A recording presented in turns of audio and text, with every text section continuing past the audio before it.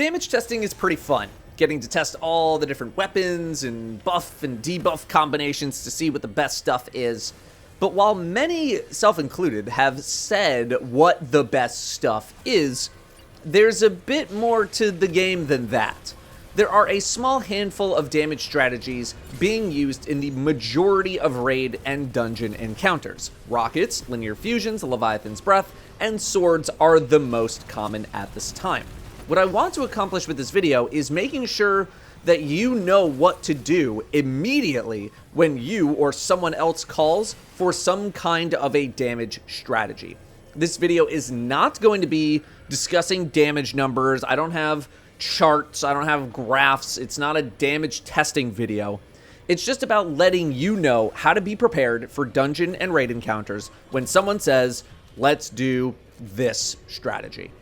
Before we start though, I want to talk about DPS versus total damage.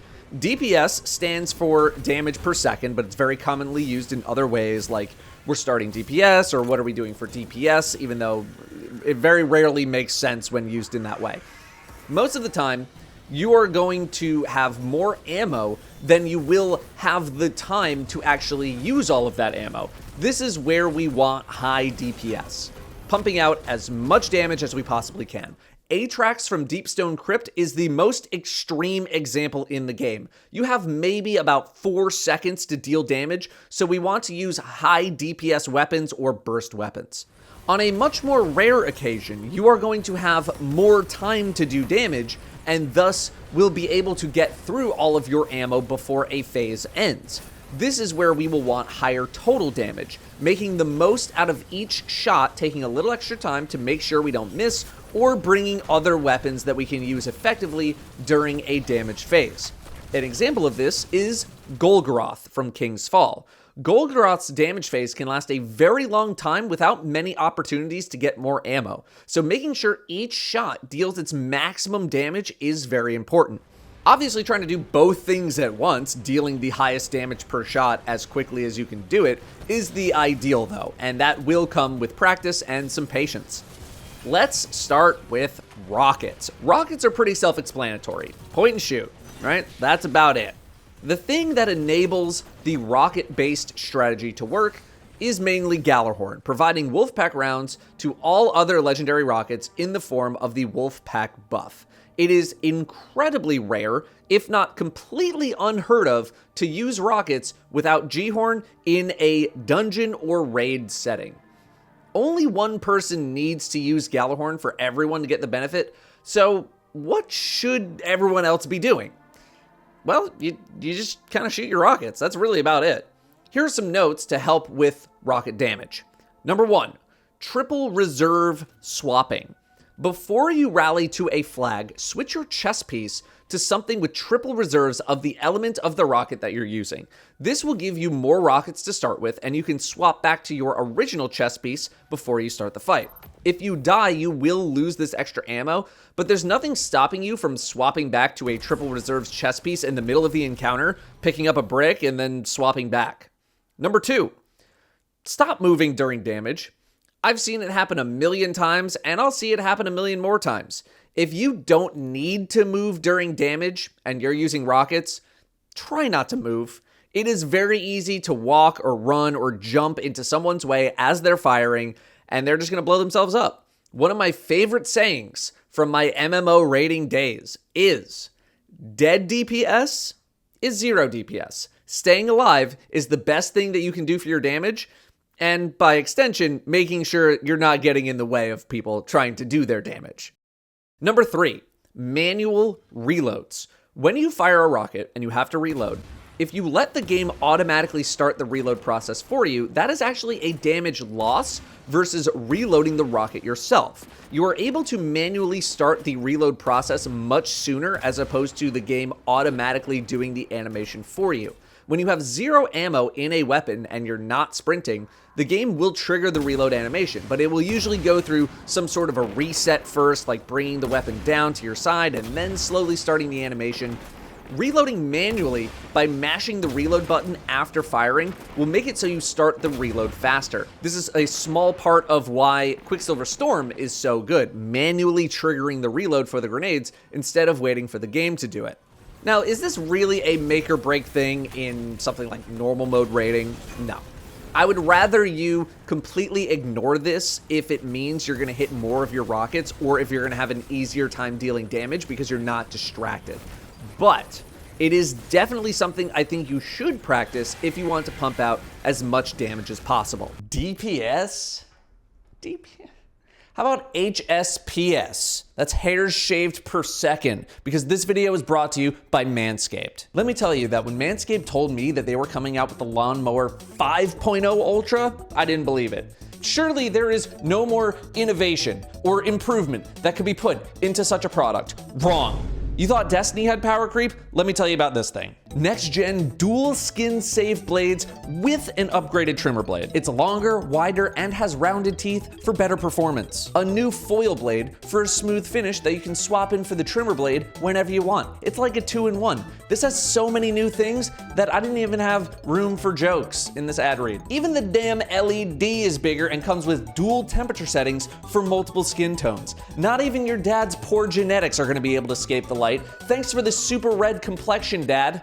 Really appreciate that one. So if you're looking to buy for the first time or maybe upgrade yourself, head on over to manscaped.com to scoop the Lawnmower 5.0 Ultra. And because I'm such a nice guy, if you use my code Datto, I'm gonna give you 20% off and free shipping. That's manscaped.com/Datto with code Datto to get 20% off and free shipping. Thank you very much to Manscaped for sponsoring this video. If you want to get fancy, you could also incorporate Izanagi's Burden into your rotation by utilizing an auto-loading holster rocket.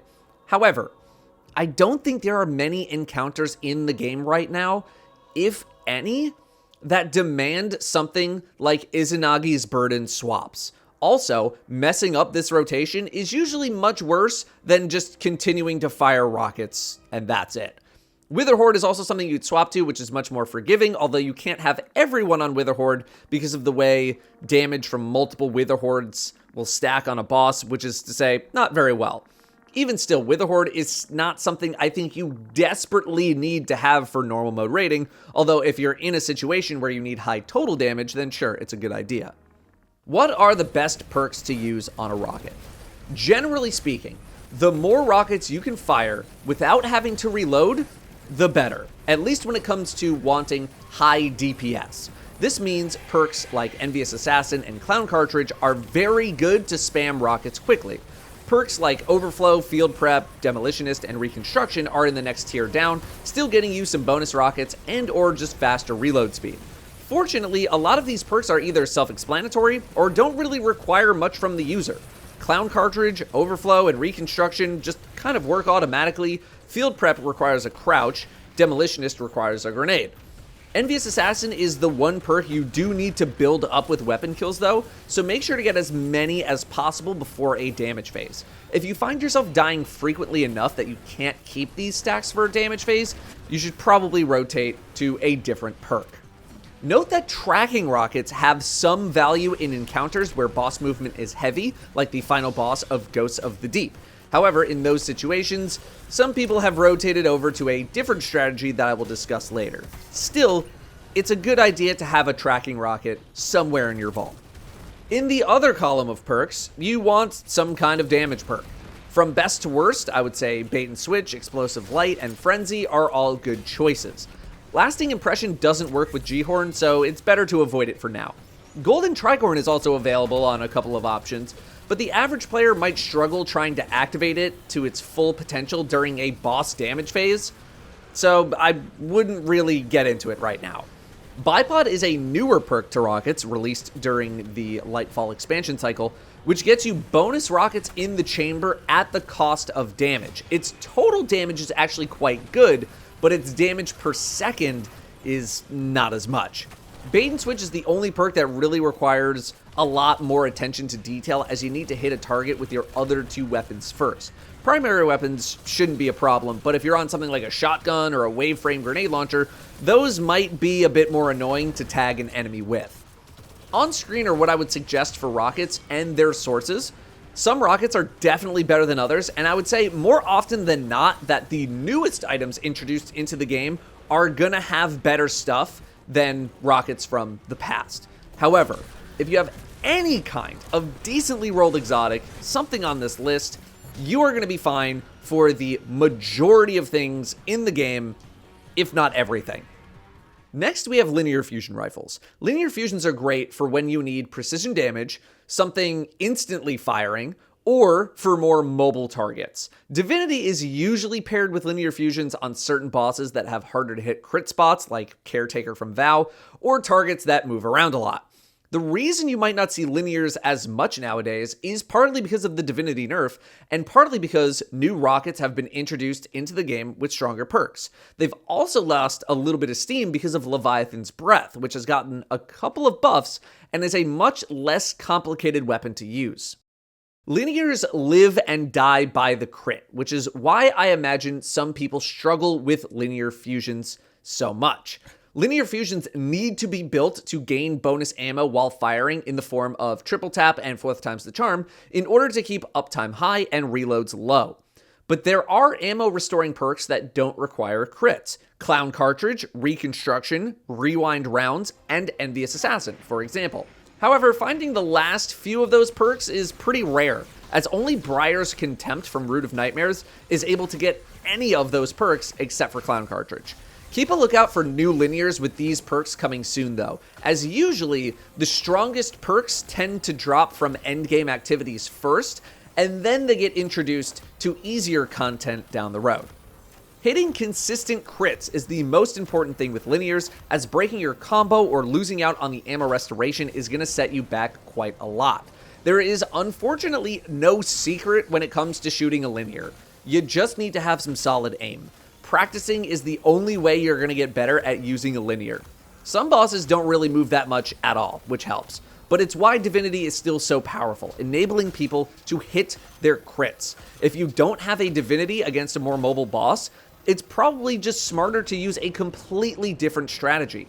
Hitting crits is important, but so is the cadence of firing your linear fusion. I imagine there are also some people out there who let their weapon fully come to rest before firing again, or don't fire it at the optimal speed, and that's a great way to lose a lot of damage. Again, practice will make perfect here. Find a wall to shoot at, go to the Enclave, and get the rhythm down for how quickly you're able to shoot. Alternatively, you can turn on the full auto firing option in your gameplay settings menu. This lets you just hold down the trigger and the gun will fire at its maximum rate of fire, no timing required at all. The most popular linear fusion is still probably Cataclysmic because of fourth time's the charm and bait and switch. Bait and switch is a very powerful perk, but it has a high activation cost of needing to swap to your other weapons and dealing some damage with them. However, if you are hitting your crits, by the time bait and switch is wearing off, you'll need to reload your weapon anyway, which means after a reload, you can just swap to your other weapons to start the chain over again. Missing a crit can throw off your rhythm with these swaps though. If you find yourself in a position where you're needing to reload in the middle of a bait and switch activation window, reload and get back to shooting your linear as soon as possible. Then, when bait wears off, boot it back up. If the amount of time remaining to do damage is very brief, it is not worth trying to reactivate the perk, and you should instead just keep shooting your linear fusion. Briar's Contempt has gained popularity recently because of the Surrounded perk, which is a bigger damage boost than bait and switch, but has a much more specific condition to activate, and that is just having some enemies near you. In certain fights, this is going to be no problem. In other fights, it'll be impossible. It is very hard to account for your teammates, especially if those teammates are from a group from LFG, and more often than not, your teammates will end up killing enemies that are nearby. In a group of people all on the same page when it comes to a surrounded perk-based strategy, it's great when it can be activated, but in a group of random people, I would avoid using it and probably use bait and switch instead if you have access to that. On screen is a list of linear fusions and their sources. Cataclysmic is still a fantastic option, probably the go-to option, but if you're not a raider, your options are a bit more limited. Which brings me to the next weapon. Leviathan's Breath is a weapon that gained a ton of popularity recently. Previously considered a joke weapon, this weapon has been buffed quite a lot and is now a top tier option for precision-based encounters or divinity-based encounters. However, it is very easy to fall short of this weapon's potential if you are not accurate.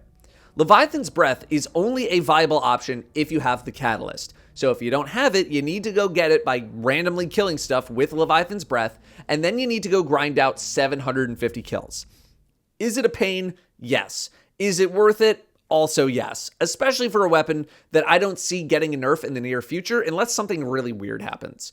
The Catalyst gives you Archer's Tempo, which dramatically speeds up your ability to fire the weapon if you get a crit. This, combined with Lunafaction Boots, gives you insanely fast reload speeds to fire this weapon much faster than what you would normally be able to fire it at. Divinity is almost a given considering this weapon, but it's a boss-by-boss basis. If you're shooting at something like Oryx, well, you don't really need Divinity. If you're shooting at a boss like Iriute, you're probably going to want Divinity. I would much rather have 5 people dealing maximum damage than 6 people dealing not quite maximum damage. This is going to sound a little stupid, but it helps me a lot with paying attention to when I'm ready to shoot the bow. You're fully drawn with the bow when you get that final pullback animation. Not being fully drawn means you're not going to hit as hard, and you're not going to proc Archer's Tempo. So it's better to be patient with your shots, as opposed to trying to go as fast as possible if you're not familiar with this weapon. Finally, swords are going to round out the top options. A lot of sword-based damage strategies are essentially mash the attack button as much as humanly possible. And while there is some nuance to sword usage, as we'll discuss, I imagine most people are just going to mash the button, which is fine for normal mode rating. The Lament is one of the most popular swords because of its high damage combo, pretty much beating out every legendary sword. Guard to rev the chainsaw, 3 light attacks to fully charge, and then hit the big attack. 2 light attacks will get you similar damage, but gives you slightly better ammo economy.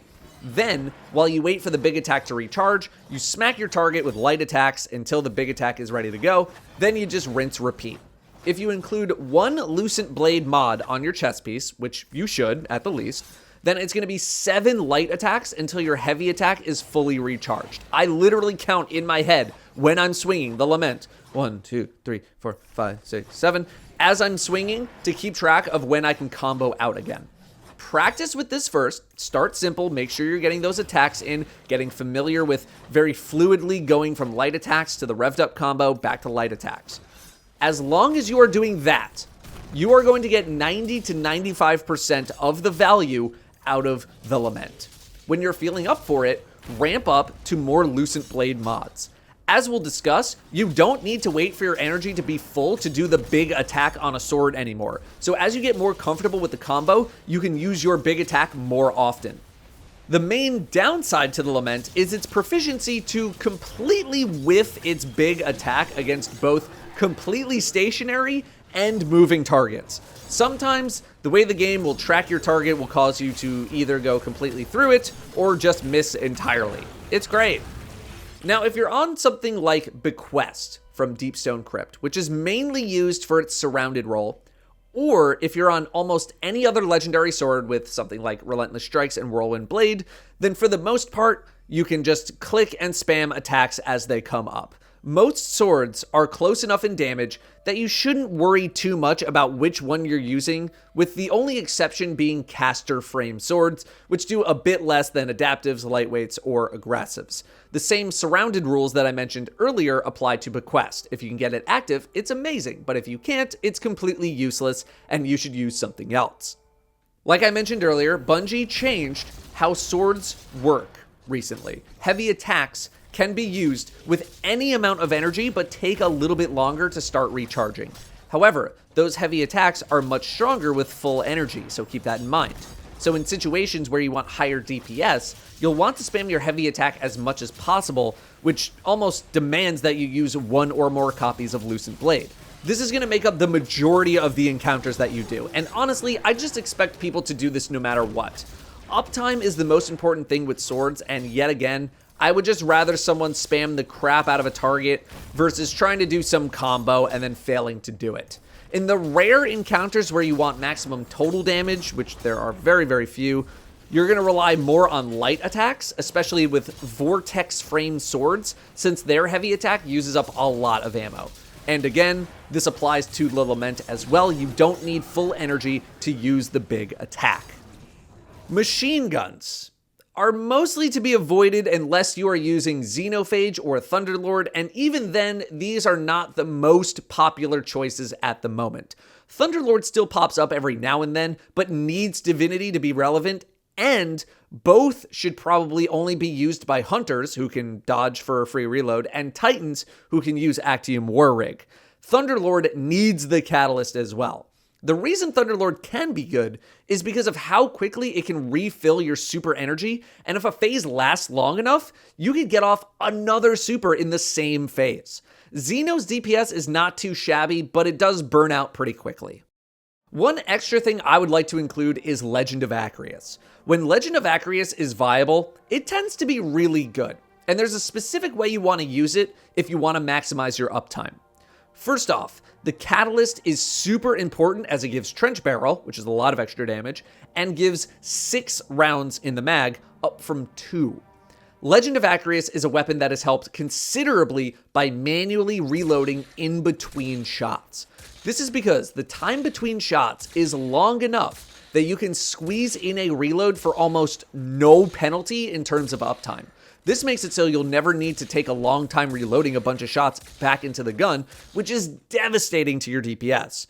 I will say that this is a bit more advanced than most of the things I've mentioned up until this point though, and I still mess this up sometimes. Take some time to learn the pacing of this, as it will pay off immensely when Acrius is a top option. Adding in some dexterity mods can help as well, since you're going to be punching your target every 3 shots, and this thing has a very slow handling, so getting your gun back up faster is going to be nice. Finally, a quick mention on special weapons. There will be some times where you run out of power ammo and you just need to use something else. The Eremite from Season 22, available for the next few months after this video comes out, is currently the weapon I find myself using the most when I'm in this situation. It can get Envious Assassin and Controlled Burst, which makes it hit super hard without needing many, if any, reloads. Techian Force is an arc option if you're using arc weapons, but it's only from Last Wish. I imagine a Void Fusion with top tier perks may join the game soon as well. Modding your gear for damage is actually quite straightforward. Surge mods are the most important, as they're basically a free damage boost, especially if you add in a time dilation mod or two. Most teams are going to have a Well of Radiance for damage, which pops out orbs, so you should pretty much always have your surge mods active during a damage phase. The more the better. I would say at least 2, but you could always swap your armor before a damage phase to a pair of boots that have 3 surges in them. Otherwise, maybe some reload speed mods in the gloves if you need that, but that can be replicated by a Rally Barricade or Lunafaction boots, and that's honestly really all you need at the beginner level. I don't recommend crazy gear swaps for most people because you just don't really need it for most content in the game, and if you forget to do your gear swap, it can mess up your whole damage phase. Don't overwhelm yourself. When it comes to damage supers, one-offs are your best bet the majority of the time because they do an instant chunk of damage, and that's it. The only times I think it's been good to use a roaming super is with Arc Staff with Raid and Flux, Blade Fury with Syntheseps with a very specific gear setup, or Silk Strike with Star Eater Scales. Even then, most Hunters are still opting for one-off supers like Gathering Storm, and Titans can only use their Strand super under pretty specific conditions. Titans, the exotics you're looking at are Curus for Thunder Crash, Pyrogale for Hammer, and Syntheseps for Strand. Again, very specific conditions and setup for that Strand Titan build. You need a 1-2 punch shoddy, you need Surrounded, all this other stuff. Warlocks are historically on well, but for the times where you're not, Needlestorm is a great damage super, Nova Bomb is also good, and Hunters, Nighthawk Golden Gun, Shadow Shot, and Gathering Storm are all viable options, with Star Eaters being a great choice for Gathering Storm. Blade Barrage, just make sure you stack Feast of Light, which should not be that much of a chore. Once you're comfortable with the basics is when you can start moving into more advanced stuff or weapon swapping or armor swaps. I'm talking Witherhoard, Izanagi's Burden, stuff like that. Even Lumina if you want. If you're already comfortable with activating bait and switch, something like Witherhoard should be incredibly easy to pull off. Izanagi's Burden, on the other hand, is a bit more advanced as it involves reload canceling in order to move a bit quicker, in addition to holding down the reload at the right time for that big shot. It's not too bad when you're just practicing, but in the middle of a fight, it can get a little intense. However, again, I don't think there's a single normal mode dungeon or raid boss in the game that demands anything more than the things I've described here. So please do not feel pressured to use something like Izanagi's Burden swaps unless it becomes overwhelmingly dominant. Finally, when it comes to master mode raiding, the only thing I think I need to say is pay attention to the surge modifiers and or the overcharge modifiers. Use the guns that are boosted. There is absolutely no reason not to. I think that is pretty much everything I have on the main damage strategies in the game today. There is always a chance that new things come along, but we can tackle those if they show up. Snipers are getting another buff in Season 23, and even though I'm skeptical of their power compared to what we have right now, there's always a chance that they make it into the meta. Feel free to include any advice of your own in the comments. If you enjoyed this, I would appreciate a like on the video as it helps the video out in the algorithm, and if you're not subscribed, maybe you watch from the YouTube homepage, maybe subscribe, you know? That'd be cool too. Thanks very much for watching. I'll see you next time.